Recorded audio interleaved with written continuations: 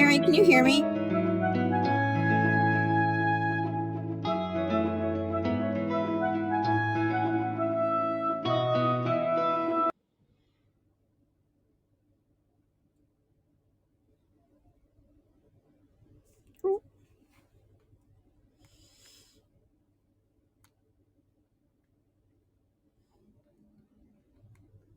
Hello?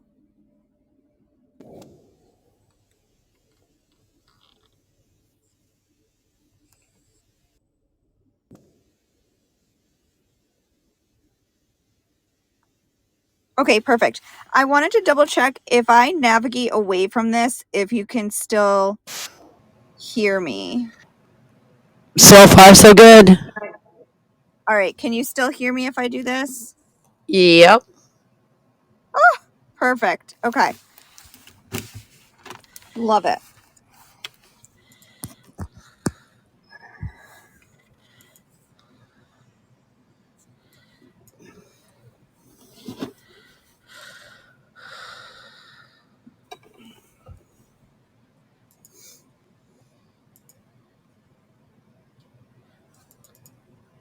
A couple other things I need to fix.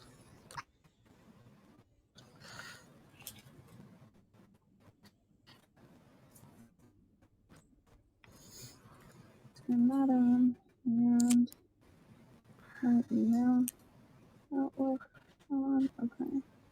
Boom. I actually took some time off and like turned off some notifications so that I wouldn't go look. That kind of backfires a little bit, don't it? What? Sometimes that kind of backfires because you forget to turn it back on. Yeah, that's what I realized today. I didn't turn things back on yet.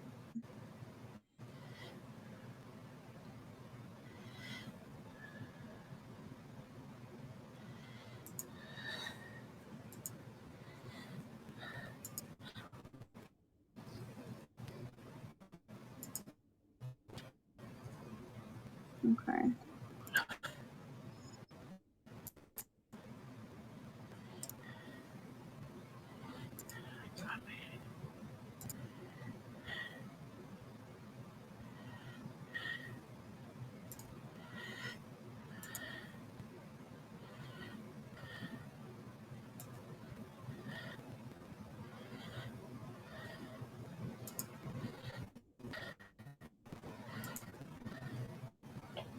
All right. I looked up a bunch of stuff for this, just like some background to give and everything. Bring everyone up to speed, and then we can certainly dive into it. Yeah, it's, I'm a big believer in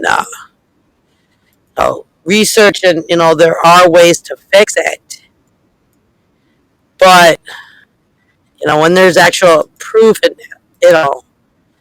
because, one of the big conspiracy theories that people are looking at besides the vaccines is detox water. Yeah. Yeah, and like we talked about last time with like detoxing just your body in general, it's just not it's not needed. There's so many conspiracies out there about how autism is caused by heavy metals. Which heavy metal poisoning it affects cognition, but that's not what it's not autism.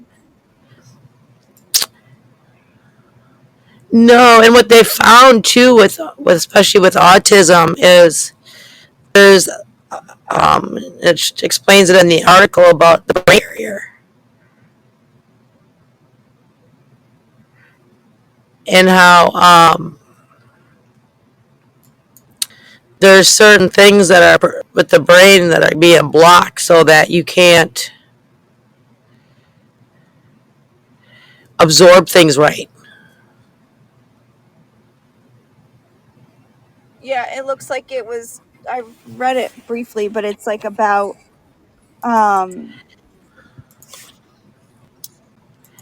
Hang on, let me pull it back up. Uh, what is this?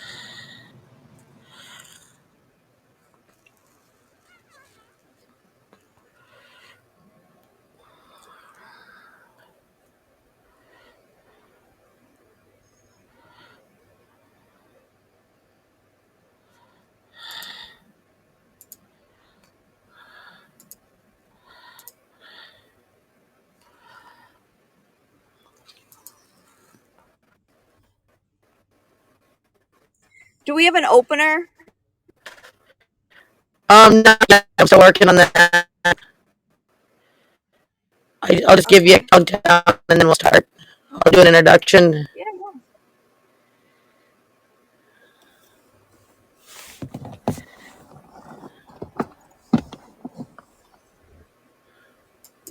Here we go.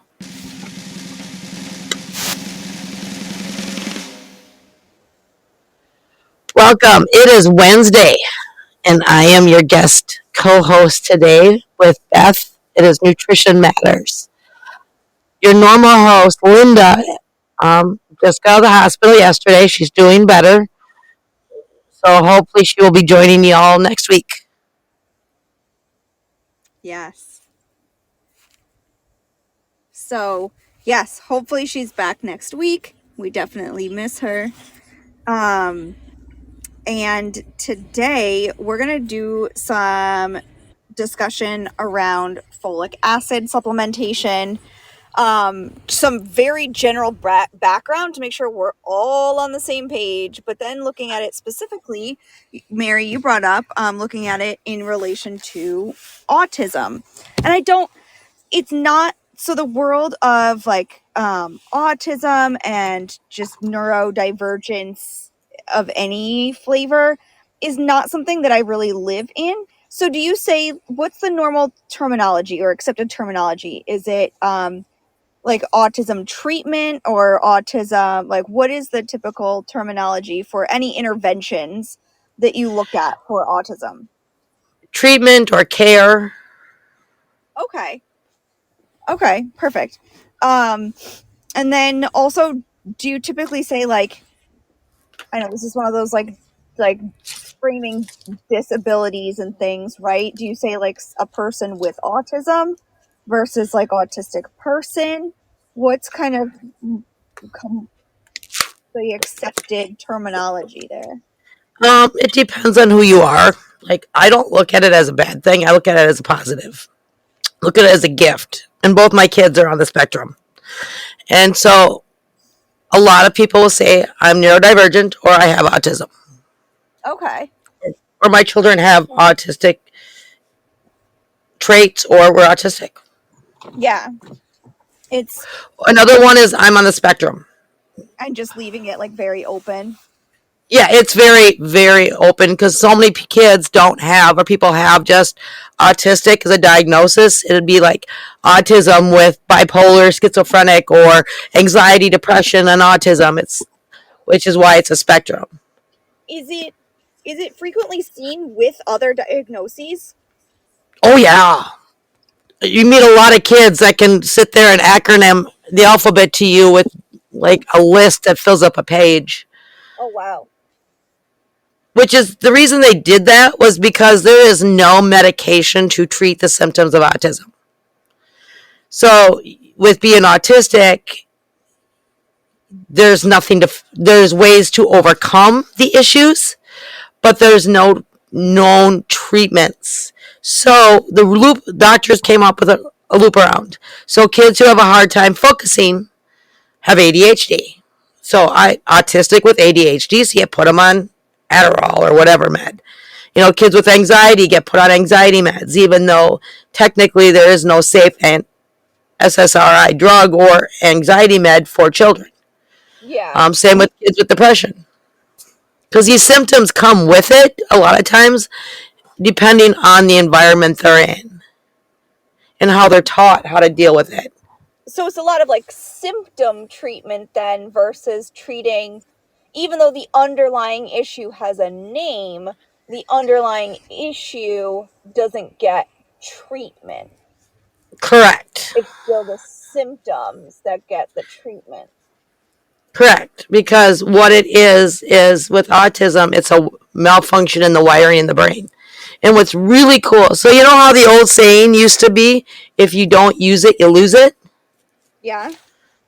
In reality, someone who's on the spectrum or has neurodiversity from autism to ADD to ADHD, when you're born, your brain is completely lit up. If you see it under a CAT scan, it's the coolest thing you ever saw, or an MRI. It is literally like a color coded light bulb. And your brain is the laziest organ in your body. It's the most efficient. Its only job is to keep you alive. That Yeah. is it. So as you learn things in life, your brain wiring starts shutting down to be more efficient. With ADD, ADHD, and with autism, that doesn't happen.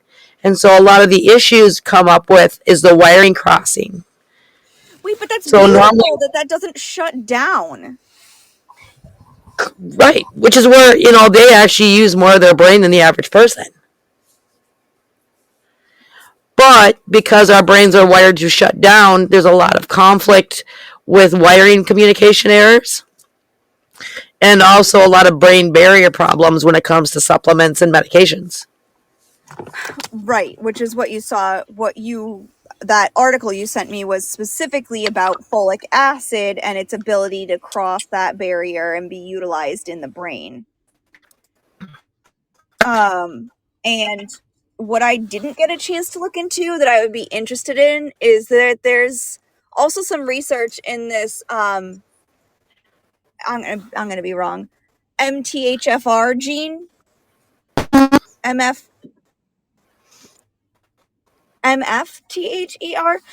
But basically it's another issue uh with folic acid metabolism by the body. Why am It's I the brain barrier. Yeah, MTHFR gene mutation.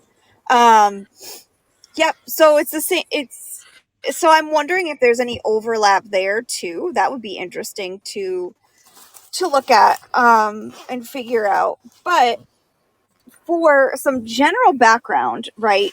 Folic acid is typically, you hear a lot about it when you're talking about pregnancy and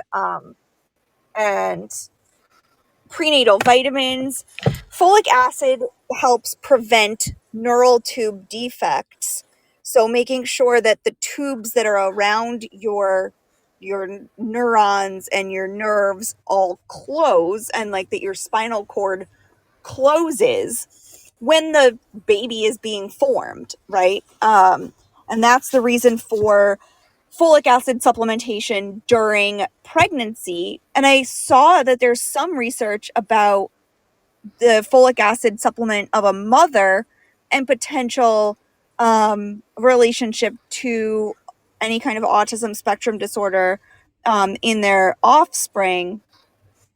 But this is interesting. Like, I feel like a lot of times it's like blaming the mom. It's like, well, what did you do during pregnancy that quote unquote caused this? And sometimes that's not the case. Sometimes it's just the way things come together. Yes. And what's really funny is they've been doing a lot of studies overseas. And you remember back in the day, you watched like the old 50s movies, and a lot of times they talked about how the mother in law or the mother would come live with them while the wife's pregnant so that she wasn't so stressed out. Yeah. Now Yeah. we work up until we deliver. Yeah.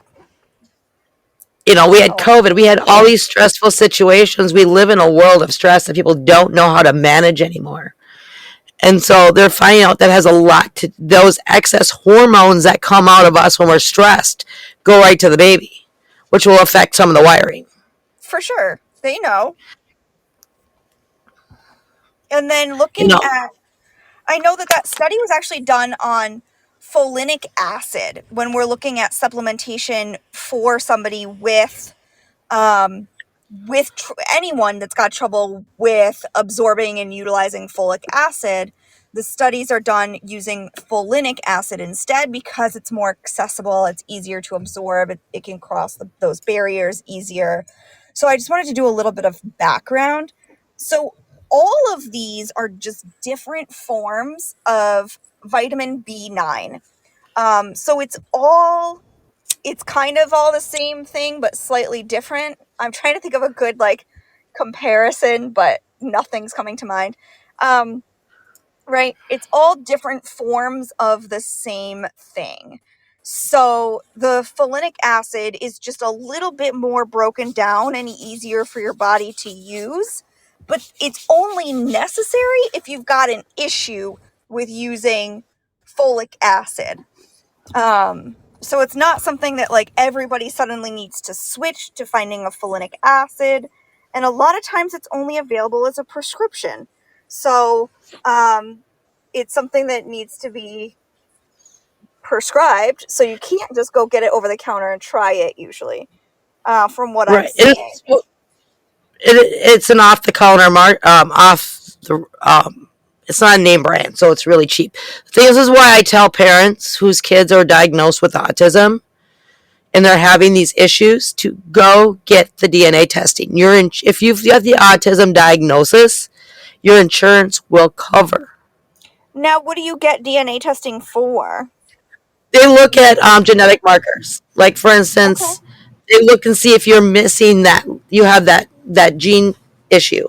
There's also different genetic markers and recessive genes that cause autism. My son carries one of them. It's Okay. actually really weird. It's carried by the mother's side of the family. Oh, that's interesting. Yeah. Okay. And that will tell you if your child actually has autism itself or autistic symptoms. Because treatment is different if you have autism or if you have autism symptoms. Okay. So it now with the autism diagnosis, is it that you need those genetic testings to have a full diagnosis, or is it diagnosed based on a collection of symptoms?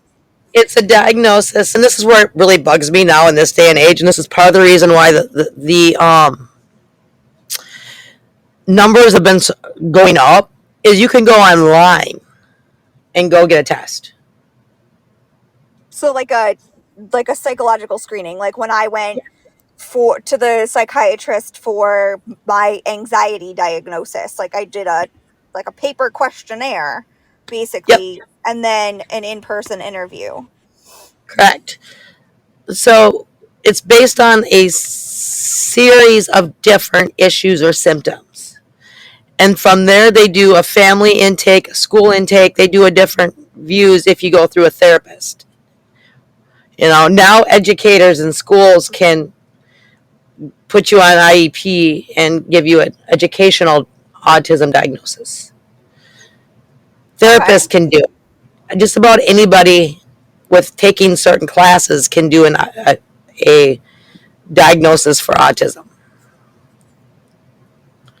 They don't need to be like a, because so like I know like dietitians can't diagnose problems. We can tell you like like I can tell you that your vitamin D level is low. I cannot tell you that you have vitamin D deficiency, right? So like can they tell you like, hey, you've got these symptoms, but not tell you you have autism? Nope, they Kind of can the tell you same you've got way. autism. Interesting. The mental health field is so not regulated. Yeah, I know that they try to do regulation in terms of diagnostic terms with like DSM. Um, but that's interesting that anybody can kind of just say like, "Hey, you've got this." But then Yeah, once you've gotten that diagnosis, are you lined up with like help at all? depends on who diagnosed you. Like my kids, the first time they were diagnosed was through this autistic center. The worker that worked with my daughter, because she was originally diagnosed with developmental delay. She thought, this Okay. is what I think it is because of the symptoms they had, because her son was the same way. And we went through the Minnesota Autistic Center. They offered us services through them. Okay. There was There was no county help. There were no resources. There was nothing. It was we will do these therapies with them, with my son, not my daughter, because she was talking. She was not that high on the spectrum. So So based she's on doing that. Yep. So okay, a lot of places will only help those that are the most severe. right. And it took me 5 years of researching and finally finding the right social worker that was willing to help me to get the resources I needed. Most parents with kids on the spectrum have no help and no resources.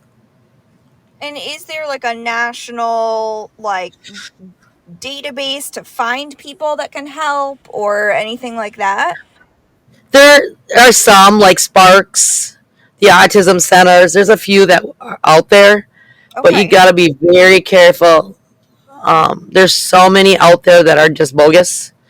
You Oh, know, in Minnesota, especially, we've just had FBI raids up the butt with autistic centers not providing services but billing services. Things like that. It's oh, you that's got to do the horrible. research. Which is when my voice fully comes back. We're going to be creating a new show that's going to take over 3 weeks out of the month on neurodiversity. So it'll give you Okay. resources and help. It'll give you all the things you need to know. That'll be so helpful for so many people because I know that that hunt for resources is it can be really draining, right? Of trying to figure out what's going to work for your kid, where you can get help, where you can get answers. So I'm sure that that will be helpful. And how to get things like help. Yeah. Um, Paid parent programs that are created by the government so that you can stay home and bring in that little extra income to help.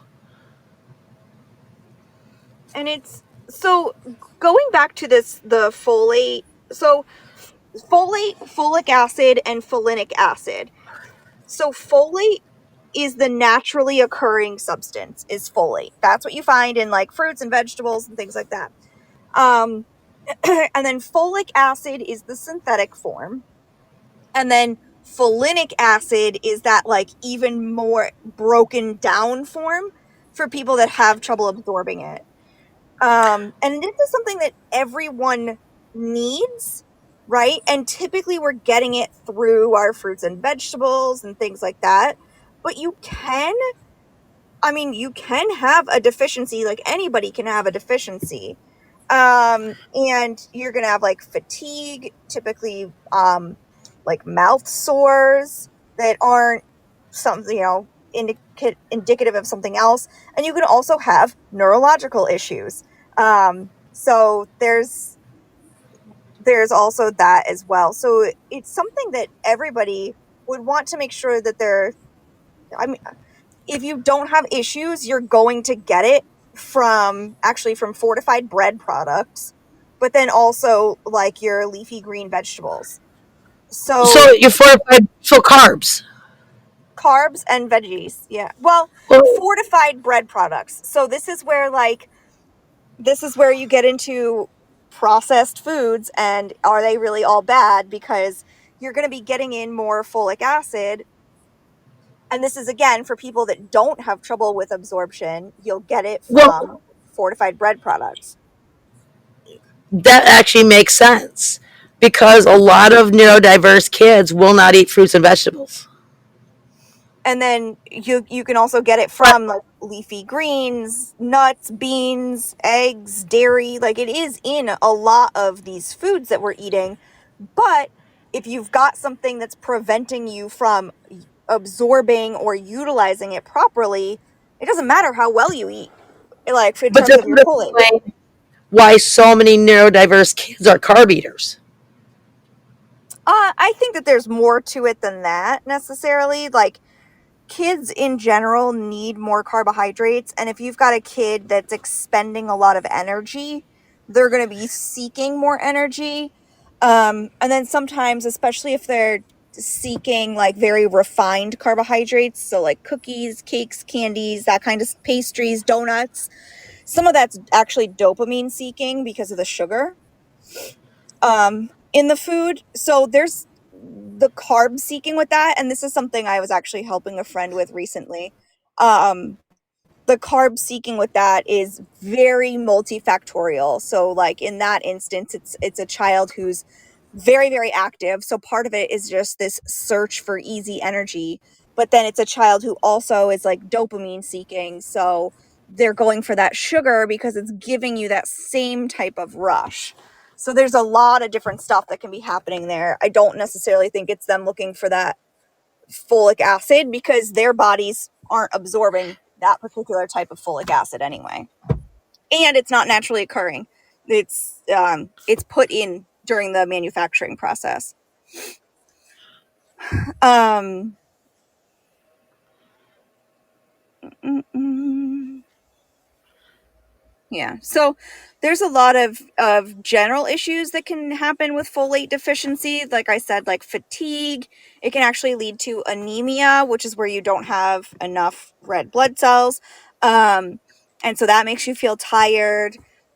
It's been linked to some different types of cancers. But this is something that is, and like I said, like the mouth sores and like your tongue hurting can happen, memory Sleep loss, disorders.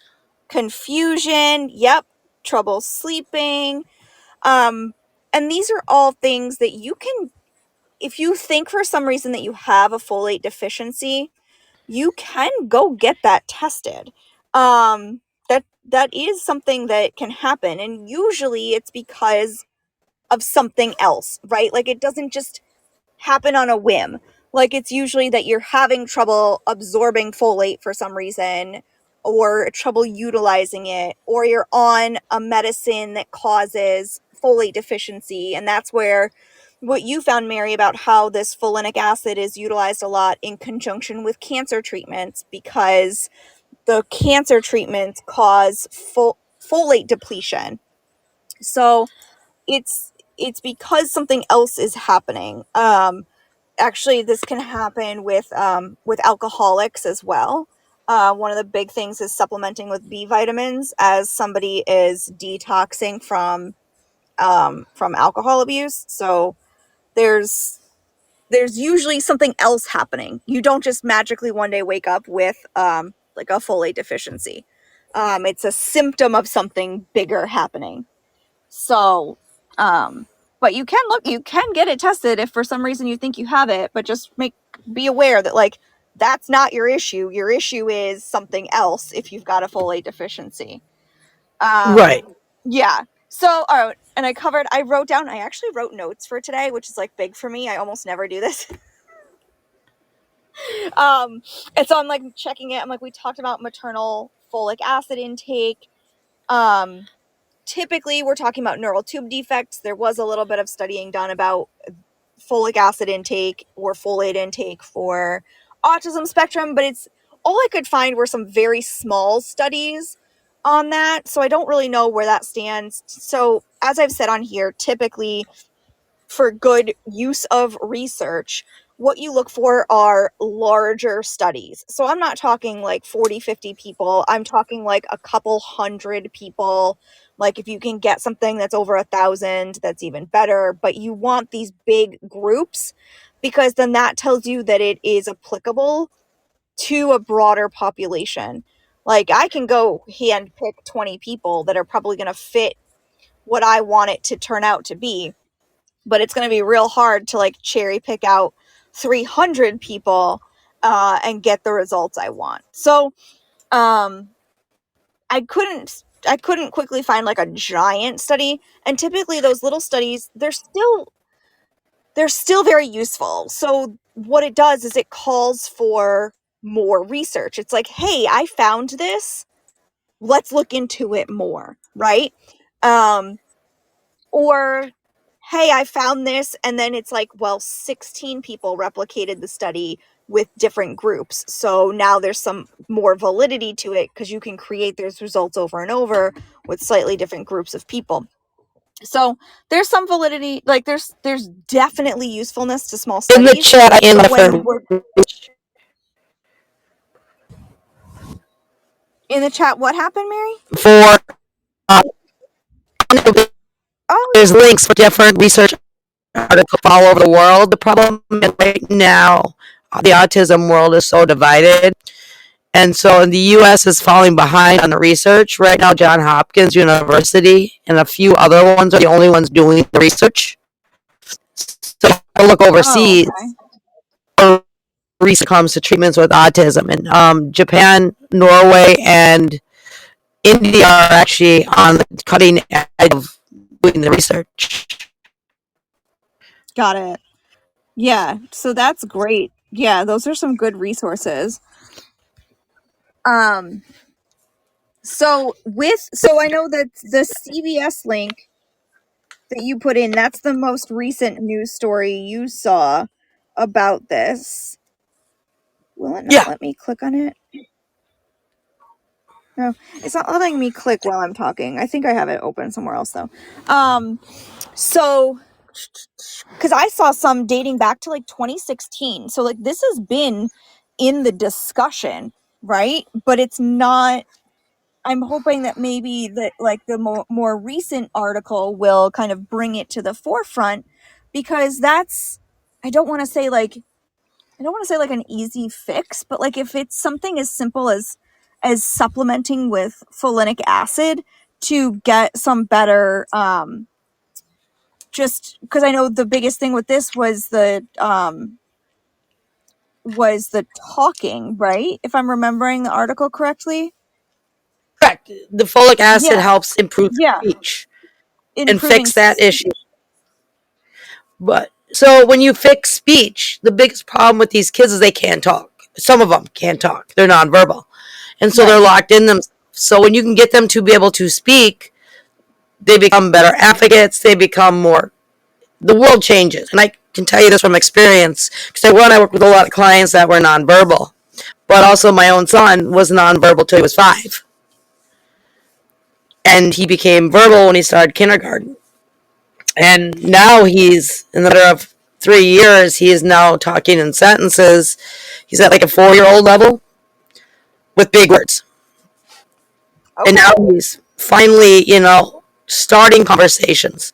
Like we walked into Walmart the other day, and he looks at the ladies that enter the door, and he goes, "Thank you for the welcoming committee." Oh, that's big. That's huge. So, Yeah. and I didn't know about this research then, and I used hypnotherapy to help adjust some of the wiring in the brain and rewire the brain manually. And it's like, and maybe there'd be less, it's like a little bit lower lift than doing regular hypnotherapy if you need to take like a small supplement every day. And then this also goes to like, well, how easily does your child take a supplement, right? I mean, I know it's not that simple to just be like, oh, we'll just take this every day. Um, We crush everything up and put it in stuff. Like we put it in between the pizza crust and the cheese.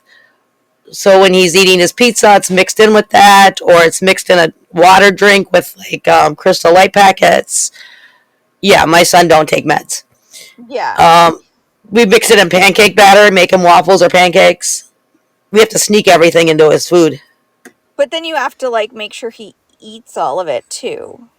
Correct, which is why he gets 2 pancakes at the beginning and he gets more afterwards to make sure he eats them. Okay, yeah. Yeah. And this is something where like if anybody listening is thinking about trying that, I would just check with your pharmacist first and make sure that cooking with it isn't going to change the medication somehow, right? Because Yep. that can happen. So just double check. It's always good to check. Um, and so have you tried this folinic acid at all? I have not. I just found out about it yesterday when the article came out. Because what I'm reading is that it's like if you test for having the folate blocking antibody, you're more likely to see benefit from taking the folinic acid. Um, but it looks like there's some improvement either way, but more improvement if you also have that autoantibody. Interesting.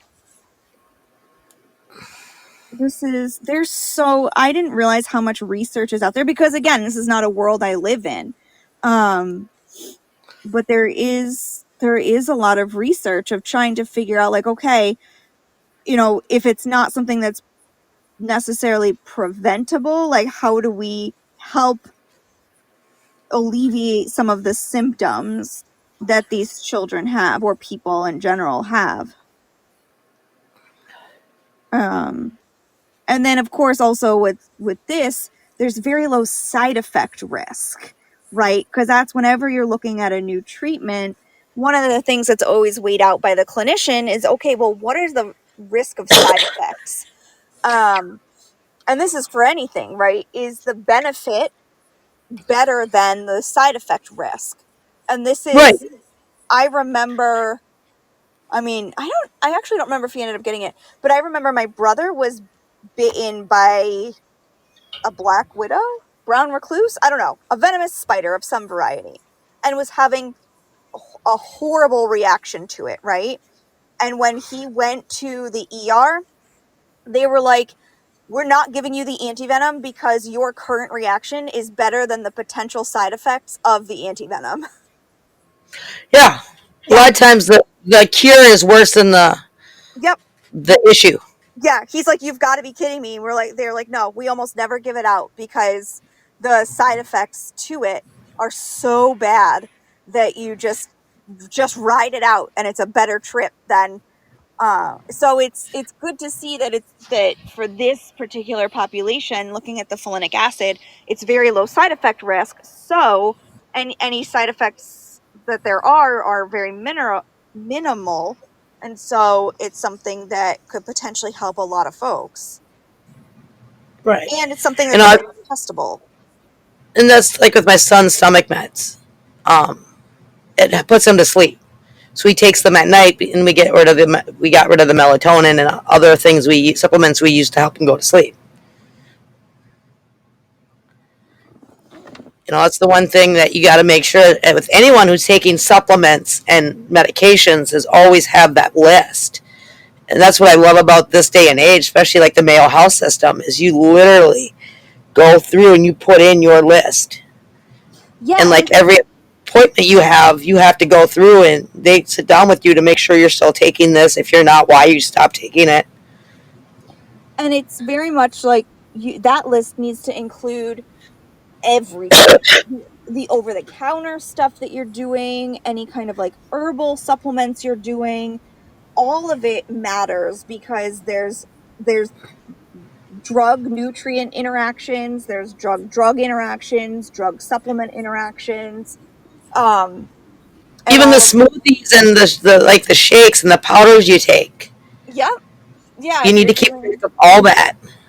so yeah, there's all kinds of stuff where it's like you need to, I mean, there's medications where you need to watch how many leafy green vegetables you eat while you're taking it. Like you can't, this was always an interesting conversation to have typically in the hospital where I was talking to these people and I'm like, it's not that you can't have them, it's like if you eat broccoli 3 times a week, you have to keep that level there. You need to keep eating broccoli 3 times a week and you can't change it. Like you need to have the same amount of green leafy vegetable intake while you're on this medication because otherwise it changes your medication dose that's available in your body.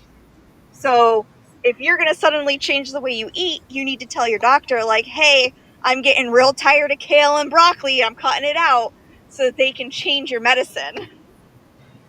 It's like I can't remember what it was, but I was in the army and it was something for headaches, I think, or it was an antibiotic. It was something, but you can't have too much sun exposure because it would turn your skin orange. Oh, really? Oh yeah. There's, now I'm like, I might, and I'm like, oh, I should break out my laptop because later this afternoon, I'm giving a lecture to pharmacy students about nutrition assessment. And so we're going to be talking about food drug interactions. There's certain types of medication that you can't have grapefruit with. So all of those things are so important to like to let your doctor also know like the things you normally eat And they should also, either the doctor or the pharmacist should also be letting you know, like, hey, you got put on this new med, don't eat grapefruit because I forget what the exact interaction is, but like, because it doesn't make it work. Because it can go both ways. It can either make your medicine not work, or there's some interactions where it makes your medicine work too well. And neither of those is really, the best option. I know things like my thyroid medicine you're supposed to take before you start eating for the day, so that because you just absorb it better without food. And these are all things that, like, that's not necessarily something you would report out. That would be more of something that they should be telling you. But yeah, supplements definitely you would want to look at. And some just aren't, this is getting more into like blended supplements for performance, but some just aren't safe for certain conditions, which is always important to look at too. I always think of people that are doing pre-workout, and I was just looking at pre-workouts for my brother, and it made me think of, like, sometimes they'll put the warning on the side, sometimes they won't, but especially people with like heart conditions, blood pressure conditions, and sometimes even thyroid conditions, you're supposed to stay away from those blended pre-workouts. They're not recommended and can cause like further issues. So being open and transparent with your healthcare team is so important, to make sure that you're getting the best blend of things, and hopefully they would be open to like different supplements you're on and everything, and figuring out the best way to make it work for you. The one thing I wish is that the warning labels would be bigger. Oh, instead of the tiny like font size 6. That you need a magnifying glass and bifocals to read it. Yeah. Well, because remember, they're trying to sell you a product, and warning labels don't sell products very well. Yeah, some of those drugs you see commercials on, they ramble quick through the warning labels, and it's like, my God, Yeah. I'd be scared. It's, yeah, going in fully knowledgeable. If something sounds absolutely amazing, it's, if it sounds too good to be true, it probably is. And like, you need to really look at it in a more round fashion, try to kind of find the other side of the coin, right? Like, and see what are the side effects, or does it only work for a certain population that you don't fit into, or you do and it's perfect for you. Like, so it's looking at it, taking a step back and looking at it very objectively, which can be really hard when you're trying to find a solution for how you feel, or for managing your child, especially when it comes to children, and like trying to manage your child's symptoms of something. It can get, you can get into more of like an emotional response, and so you end up trying everything under the sun, even if you might not put them through half of it if you stepped back for a second and looked at it objectively. So there is benefit to that, to being able to take that step back and look at what's going on and really evaluate, take a pause, evaluate, and see if it's the right fit. God, now I feel like I'm talking to myself. No, I'm here. No, and it's really No. just getting. Not in that regard of just like, Oh, and not necessarily in terms of like supplements, but I've just been going through, like, a lot of things have changed in the past few months, and I'm like feeling a little bit overextended, and I'm like, oh wait, so I'm like, I should also take a step back and pause and objectively look at what I'm doing that's serving me. And I'm like, oh, that's so weird. It's like giving myself advice about my life when I'm just talking about supplements. no, and there's gonna be a whole changing quick.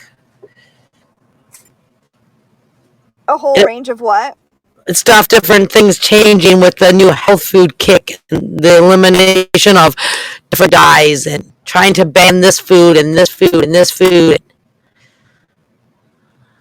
and these, medications and these medications.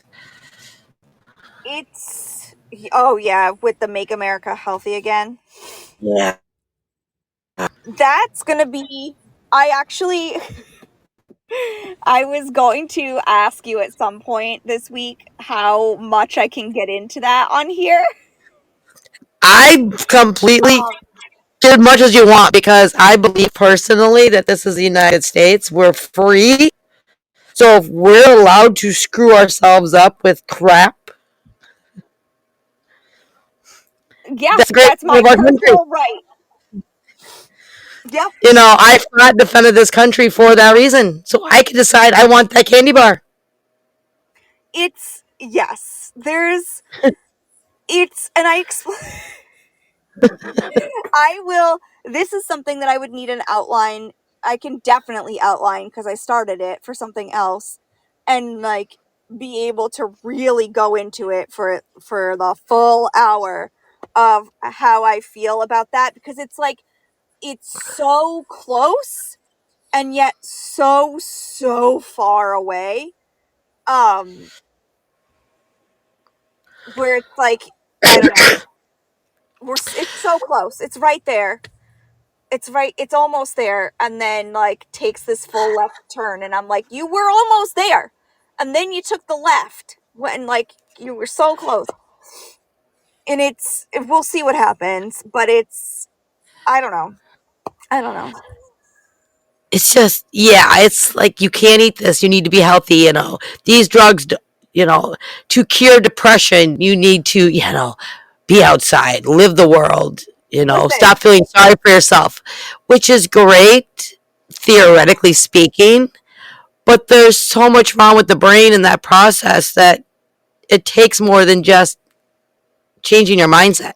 so correct. So I have anxiety, like diagnosed anxiety, and I also like have had diagnosed depressive episodes, right? So, like, these are both things I've experienced, and they're both things where I'm like, well, maybe I just need to change this in my life. And the doctors have had to sit me down and be like, it is a chemical imbalance. You are not going to fix it. Like, yes, you can help some by making sure that you get out in the sunshine, get out in nature, eat well, and especially exercise has done so much for me. However, I will always be on an SSRI because of that chemical imbalance portion of it. Like, I've gotten as low as I possibly can, but with lifestyle intervention, but it's like somebody who's got diabetes. Like, you can control a lot of it with lifestyle intervention, but sometimes at the end of the day, you've just got diabetes. Like, it's not um there's only so much you can do sometimes. So this is where I'm like, you're so close. You're right. Lifestyle changes would be great. However, like you said, it's personal. You can educate the public, and I think maybe more could be done to educate the public. Like, we used to have public service announcements and things on TV, but people don't really watch TV. They stream stuff now. So, like, I think there needs to be like some shifts to kind of meet people where they're at, and you could educate the public on some stuff. But like, if you want to be a depressed mess, like, and you're consciously making that choice, then I guess it's a free country. You can make that choice. If you want to eat Twinkies, you can. Personally, I don't like Yeah. them. But and like, I don't know. So there's some stuff where, like I said, it's like you're almost there, but not quite. We took a left turn. Um, and yeah, I don't know. There's no way I'm going to take 3 to 4 years out of my life to go live on a farm and cure myself. Also, that's not a thing. Like, unrealistic. It, Um, it really is, especially when you deprive yourself, it reminds me of a cult. You it go live reminds on a farm, no electronics, no contact to the outside world. How is that not a cult? it's it's one, well, because there's no like revered leader that you think is godlike, right? That's one of the core elements of a cult. But it is very commune-esque. And then it's also like, who's keeping you there? Like, if you're an adult, especially if you're an adult going there, like, well, do you still have free will? Are you like somehow beholden to this institution? Are you, and then like, are you then like no longer employable because you have to be at this institute? I don't know. I've got a lot of questions with that, and like how that would be executed and everything. That just doesn't And sound great. that and what of experts are there? What are their qualifications to be a nutritionist or a dietitian? Mental health professionals. What are your qualifications? And I worry, one of my biggest worries is that there are so many people in the, whatever you want to call it, food is medicine, food as medicine, food is health, food as health, whatever it is.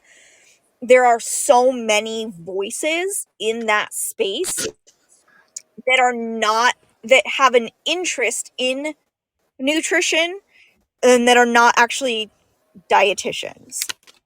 Um, and I think that is a little bit of a problem, because you get things like they mean well, and I understand that. However, they don't have necessarily the background knowledge that's needed to extrapolate it to a larger population, like the whole country.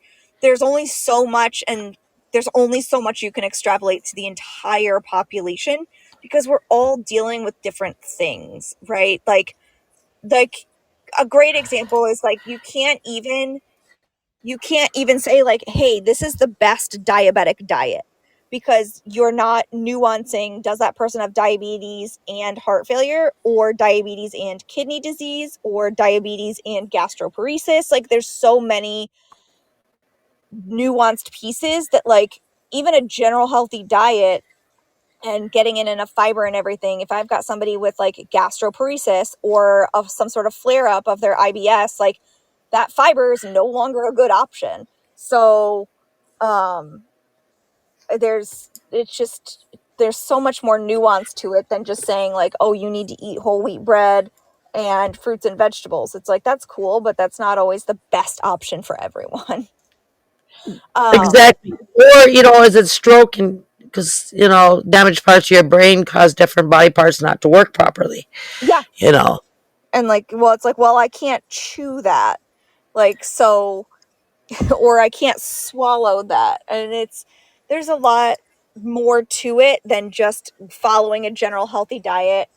Um, because a general healthy diet is just that, it's general. And so it needs to always leave room for the individual's conditions, right? Different like treatment options, nutritional. This is where nutrition prescriptions come into play. And that's a thing that's part of a nutrition assessment, is that we write a nutrition prescription of the what your particular needs on, not just like calories, but like, and macronutrients like your carbs, protein, and fat, but like, what is an appropriate amount of fiber for you, or do you have certain conditions where you need additional supplementation and things like that. So this would be your prescription and your intervention. um and that's where those all come into play. And just your metabolism, how fast do you break things down? Yeah, it's actually something I think is really interesting, is a lot of times we rely on the formula for calculating needs for calories, because it's, frankly, it's easy, right? It's a formula. But to get a true sense of how many calories you need, it's really better to measure what's called indirect calorimetry, which is almost never done. It's typically done with like professional athletes. Or you can do like body composition analysis, will give you a better idea, because your muscle mass burns calories at a faster rate than your fat mass. So if you've got somebody that's got a higher amount of muscle mass, they need more calories just to exist. So you can do like an in-body scan or a bod pod to get a better picture. And there's been a couple people over the years where they are not losing anything. We're doing everything like by the formulas. And I'm like, you need to go get a scan. And there used to be a place locally I would send them, because I was like, we need a better picture of truly like what your body is made of and what your actual resting metabolic rate is. And it comes back and it's like, so like, for example, my resting metabolic rate is somewhere around like 1600 calories. That's just to exist, like breathe, have my heartbeat. We're not talking about getting up and walking around and brushing my teeth or anything like that. And then this person, I distinctly will always remember this, came back and their resting metabolic rate was like 900. I was like, so I was like, and it's like, really what you would want to do is you add in an activity factor, figure out how much they need above and beyond that to support their daily activities for the day. And that would give you like your general calorie need. But at that point, her calorie intake would have been so low that it's like almost impossible to eat that little. Like I was like, you're going to feel physically hungry. So I was like, so we got to work on the other end of the spectrum. I need you to move. Like I need you to move more and expend more calories. But yeah, those are all things that formulas are formulas. They're not always the exact best thing, but it's accessible is the piece of it. And it's usually all you need. And there are additional measures if you need something more distinct, but usually it's enough to just do a formula. And then there's different formulas for different situations. So like when I used to work in the hospital and I was in the ICU and had people like on a ventilator, it's a different formula and different needs based on different conditions and stuff. So it does get even more nuanced than just looking up a standard formula. So lots of different nuance and that's why we have dietitians, right? Because we are that food and nutrition expert and understand how different disease states change the way our bodies interact with food. And I've seen dietitians specialize in all kinds of different areas because you can fall down a crazy rabbit hole. And it's great to know that you can probably find a specialist at the bottom of it that's going to tell you like, hey, this is how you make sure you're getting the best folinic acid supplement, and make sure that you're taking it with this and taking it with or without food, or if there's a time of day that matters. Like there's so much nuance that could potentially go into this. And that's where like looking for the experts in the area as a resource becomes so important.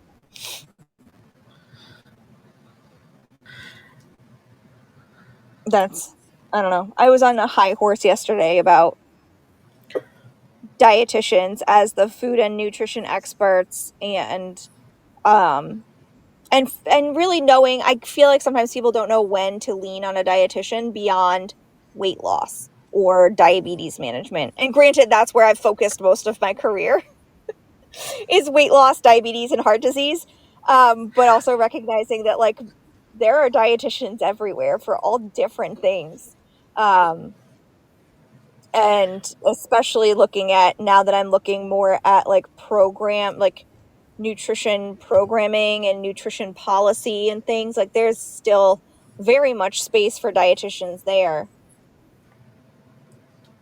And I recognizing know. what can be given, as a recommendation to the whole population and what is not going to work.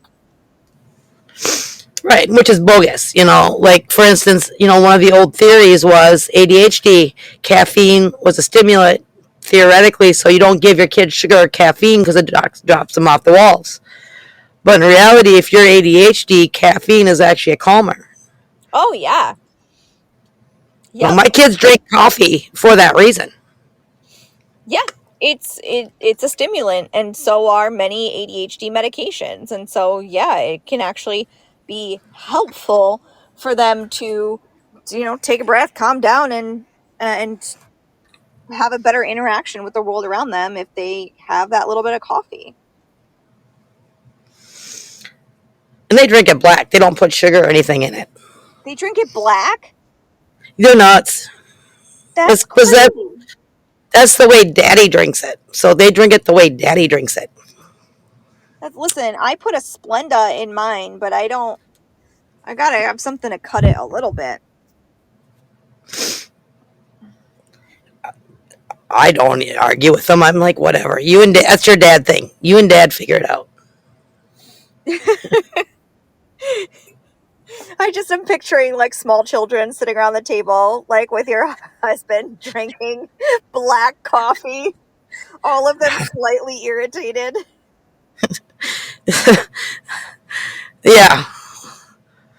Like in the army too, they're working on transitioning when I left into a holistic approach towards, nutrition. But there were like 5 different ways that we could expand our training because when you train as a nutritionist in the army, you're trained nutritionist slash dietitian. You get both, and you have to take double bars. Okay. And so, like one of the jobs is hospital. So you work in the hospital preparing meal plans, diets, things like that for the people who are in the hospital. Another one is what we call fat camp. So people who don't make weight, Oh, to get them back down. to get them back down. But then you also go to a special boot camp. You basically go back through basic training again, and you just exercise to get you back into that weight that you need to be. Got it. Yeah. Another one is for, like our seniors or people who aren't in the military anymore, our veterans with diabetes and things like that, and how to help regulate your blood sugar.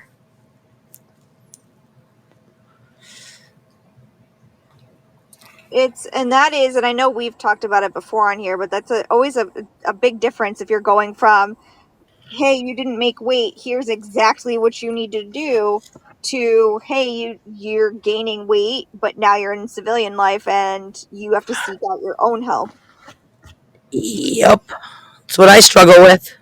Yeah, so it's looking at, again, going back to that, where do you find resources? And that's why I asked at the beginning, right, from you, of like, well, what are good resources for somebody whose kid has a diagnosis of autism or autism symptoms and things like that, and really what to look for in a good resource? Because as you said, like there's a lot of places that are being investigated now near you for charging for services that they're not providing. And so being able to find somewhere that actually provides a decent service and isn't just trying to make money.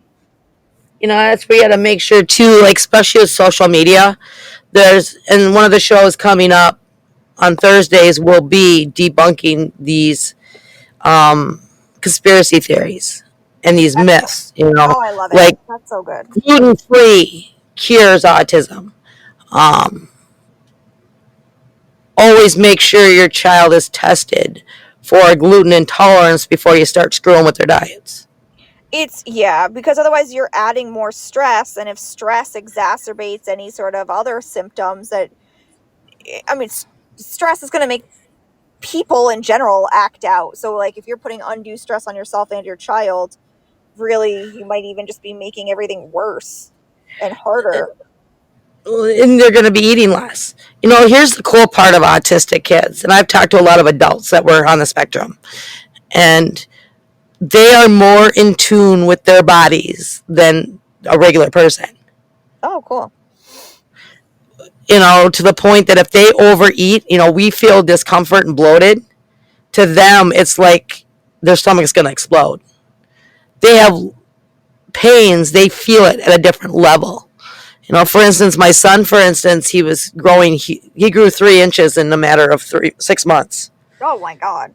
That sounds That's so huge for a kid. Yeah. And so he would go lay outside in the cold. I live in Minnesota. Yesterday it was minus 22 degrees. He would go lay outside, and then he would go for a while on the ground or on the cement, and then he'd go take a hot shower. And I talked to a buddy because these people remember their childhood to the point of like almost some of them even remember their birth. It's really creepy sometimes. Oh, wow. But I was talking to one of them, and she was telling me, we always think your bones hurt because you're growing. She goes, no, that's the misconception. It wasn't that our bones hurt, it was our muscles hurt. You could actually feel your muscles pulling As the bones grew. as the bones grow. Oh, that sounds so uncomfortable. And that would explain why he would go in hot tubs and, soak, or he'd go sit, outside in the snow. To help ease that muscle pain. Yep. Yeah. Well, we're almost at time. So I did change my Instagram handle that I usually make sure to mention at the end.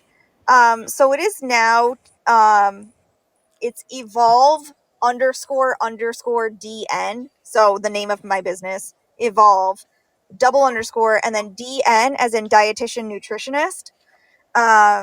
So if you're looking for me on Instagram, that's where you'll find me. You can always find me in the Optimize My Life Facebook group. And you're going to start to see my name transition back to Beth Richardson instead of Wyman. So we'll have to work on that too. I'm finally changing it back to my maiden name. Nothing like almost 6 years later.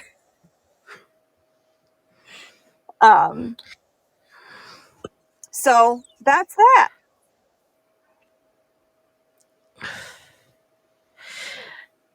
Hey, I never changed mine when I got married, so. Yeah, that's fine.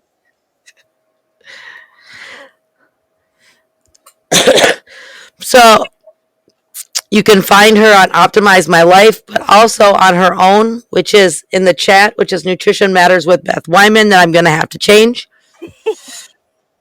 We'll get there. We'll get there. Yeah. And Beth, you're going to have to email me your social media links so I can connect them to your show. Okay. Your YouTube channel, all that. So then what will happen is that this radio show will automatically go straight to your all right. upload to your YouTube.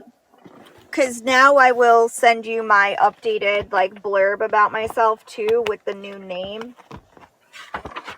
So let me put that on here too. All right. Yeah, like your Twitter page, your Facebook page, your LinkedIn page. Okay. All right, can do. Thank you. Not a problem. Have a great day. You too. We'll see you back here on Friday. So have a good day. Have a good night. Bye for now.